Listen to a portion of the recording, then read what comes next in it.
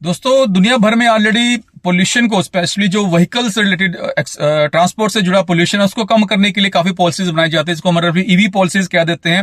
भारत में भी कई स्टेट्स और सेंटर की तरफ से इनको लागू किया गया, लेकिन अब एक स्टेट या हम कहते हैं एक यूटी ऐसी है जो अब सीधा सीधा बैन लगाने वाली है पेट्रोल पावर्ड टू व्हीलर्स और थ्री व्हीलर्स पर।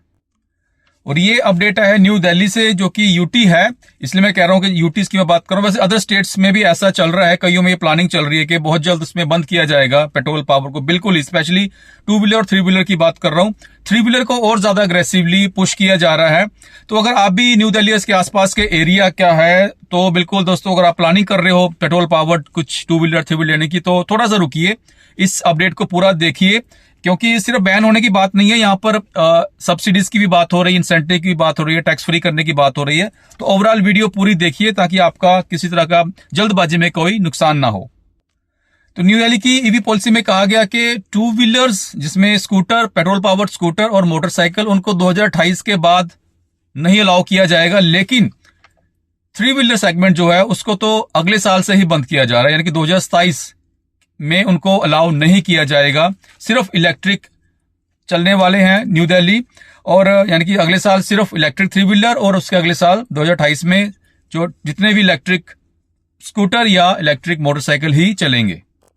तो यहां सिर्फ बैन करने की बात नहीं है, काफी इस अडॉप्शन को बढ़ाने के लिए, लोगों का इंटरेस्ट जगाने के लिए काफी ज्यादा बेनिफिट भी दिए जा रहे हैं। मेरे पास सामने लिस्ट है, मैं आपके साथ शेयर करता हूं जल्दी जल्दी। अगर यहां बात करें, जो पहले बात लाइट कमर्शियल व्हीकल्स की बात करता हूं, इलेक्ट्रिक कार की लास्ट में बात करूंगा, जिसको N1 कैटेगरी कहते हैं।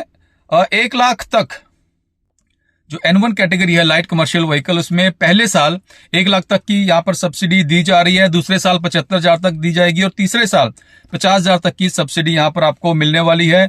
बात करते हैं इलेक्ट्रिक टू व्हीलर्स की, जो 2.5 लाख तक के जो भी इलेक्ट्रिक टू व्हीलर्स है उसको इंक्लूड किया है, उसके ऊपर वालों को सब्सिडी नहीं मिलेगी।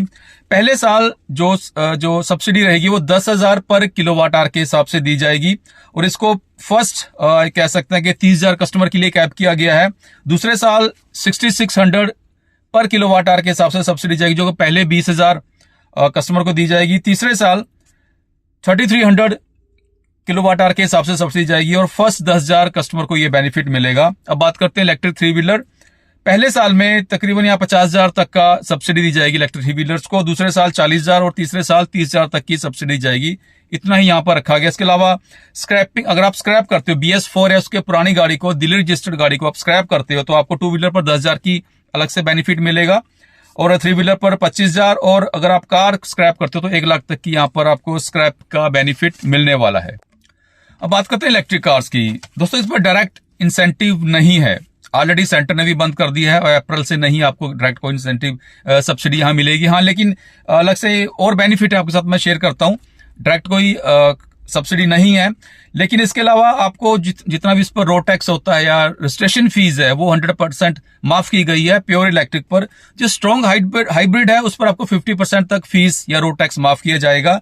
इसके अलावा जो सब्सिडी, जो ईवीज है, जो प्रीमियम ईवीज है, जिसका प्राइस 30 लाख के ऊपर है, यानी कि हैरियर ईवी का टॉप मॉडल जो आई थिंक अगर 30 लाख से ऊपर जा रहा है, या और महिंद्रा की बड़ी गाड़ियों का जा रहा है, तो उन पर किसी तरह का बेनिफिट नहीं दिया जाएगा। बेसिकली जो 10, 15, 20 लाख की जो मास मार्केट की जो ईवीज रहेगी, उसको ज्यादा प्रोत्साहित किया गया है।